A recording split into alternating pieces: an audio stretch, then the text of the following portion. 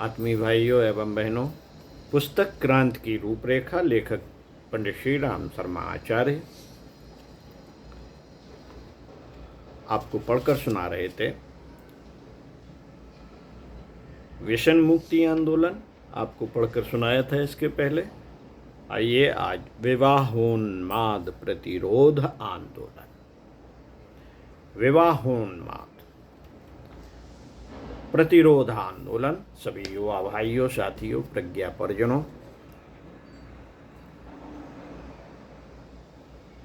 के लिए हम आपको पढ़कर सुना रहे हैं। परम पूज्य गुरुदेव के द्वारा चलाया जा रहा विवाहोन्माद प्रतिरोध आंदोलन हमें कैसे चलाना चाहिए इस क्षेत्र में, आइए इसकी रूपरेखा समझते हैं।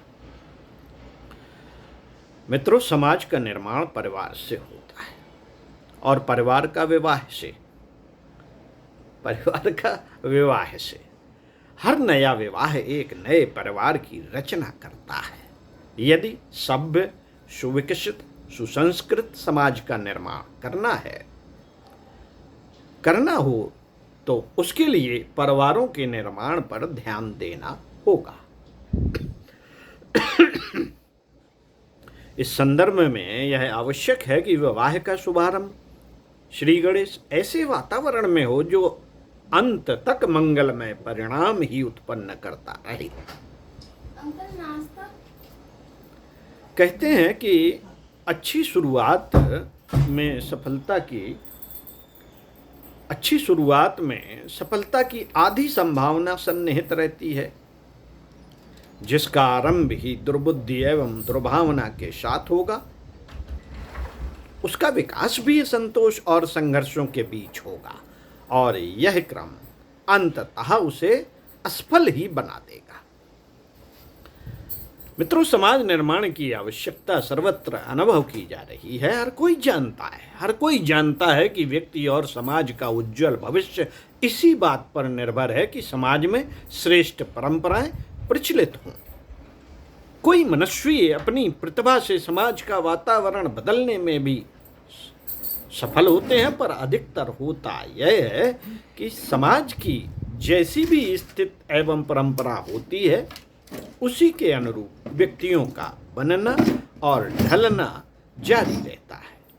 तदनुसार ही उस देश, समाज या जाति का उत्थान एवं पतन होता रहता है। यदि हमें नए समाज का निर्माण वस्तुतः करना हो तो उसके मूल विवाह पर अत्यधिक ध्यान देना होगा। उसमें जो विषमता, विशृंखलता एवं विकृति उत्पन्न हो गई है उसे सुधारना होगा।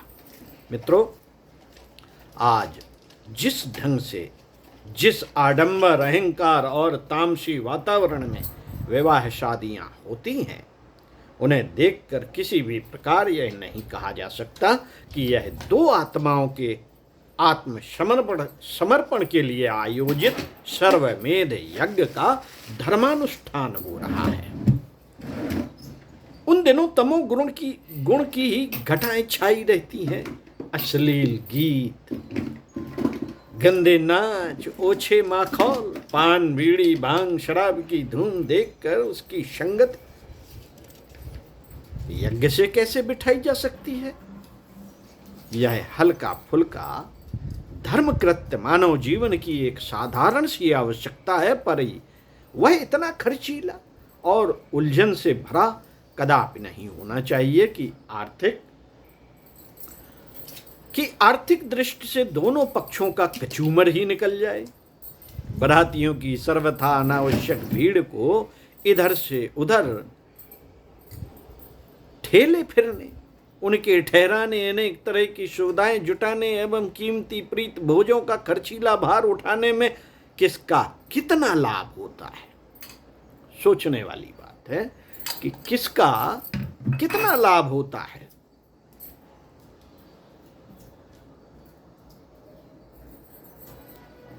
यह समझ में नहीं आता। बाराती यह समझते हैं कि हमने अपना वक्त बर्बाद करके और इतनी किल्लत उठाकर बेटे वाले पर एहसान किया। बेटे वाला बारात में ले जाने की कष्ट साध्य व्यवस्था जुटाता है। बेटी वाले का तो उनकी आओ भगत में कचूमर ही निकल जाता है। इस मूर्खतापूर्ण हंगामे का उस पवित्र धर्मानुष्ठान के साथ कोई तुक नहीं बैठता। समस्या तो और भी भयानक तब सिद्ध होती है जब वर पक्ष की ओर से मोटी रकम दहेज के रूप में मांगी जाती है। उसे अपनी प्रतिष्ठा का प्रश्न बनाया जाता है। नगदी जेवर सामान के रूप में यह मांग आमतौर से इतनी बड़ी होती है कि औसत आर्थिक स्थिति का कोई कन्या का पिता छाती पर पत्थर रखकर ही उसकी पूर्ति कर सकता है। जिन्हें 2-4 कन्याओं के लगातार विवाह करने पड़े और जिनके पास कहीं से अनाप शनाप आमदनी नहीं होती, वे जानते हैं कि दहेज किस पिशाच का नाम है। वे जानते हैं कि दहेज किस पिशाच का नाम है और उस कोल्हू में पेले जाने पर लड़की के परिवार का तेल किस करुण क्रंदन के साथ निकलता है। साथियों, आज जो लड़के वाला बनकर दहेज मांगता है, कल उसे भी अपनी लड़की का विवाह करने पर उसी चक्की में पिसना पड़ता है। इस दुर्गत को जानते हुए भी न जाने क्यों हमारी आंखें नहीं खुलती और रोते कलपते उसी दुर्दशा के कुचक्र में पिसते रहते हैं। साथियों, कन्या पक्ष वाले भी अपने ढंग से लगभग दहेज से मिलती जुलती दूसरी घात चलाते रहते हैं। उनकी प्रत्यक्ष न सही परोक्ष रूप से यह मांग अवश्य रहती है कि जितने अधिक जेवर, जितने अधिक कीमती कपड़े उसकी बेटी पर चढ़ाए जाएं, उतना ही अच्छा है। उसके दरवाजे पर बेटे वाले अपनी अमीरी का अच्छा प्रदर्शन करें ताकि उसे शेखी जताने का मौका मिले कि उसकी लड़की कितने अमीर घर में ब्याही गई है। लड़की वालों की यह मांगे पूरी करने के लिए लड़के वालों को अपनी आर्थिक बर्बादी करनी पड़ती है। इसका बदला वे दहेज की मांग को बढ़ा चढ़ा कर करते रहते हैं। इस प्रकार दोनों ही पक्ष न्यूनाधिक मात्रा में इस पाप में हाथ साने रहते हैं और विवाह का स्वरूप सब मिलाकर एक प्रकार से सामाजिक उन्माद जैसा बन जाता है।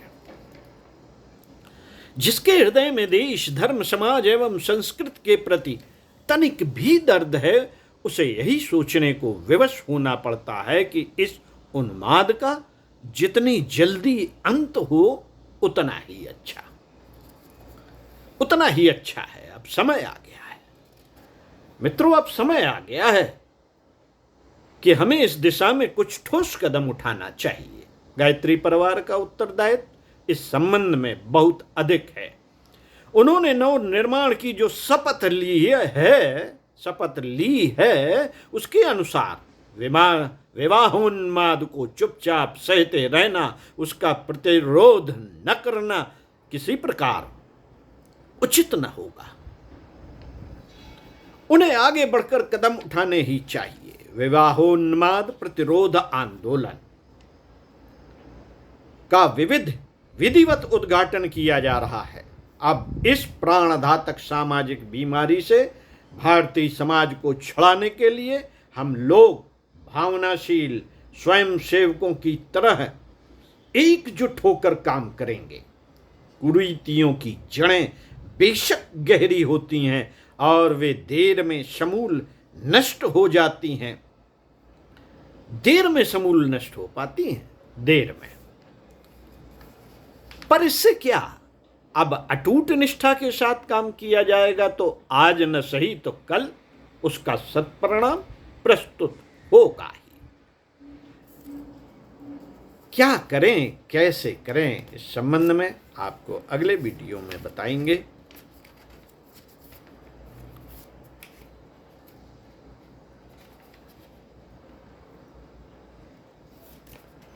ओम शांति।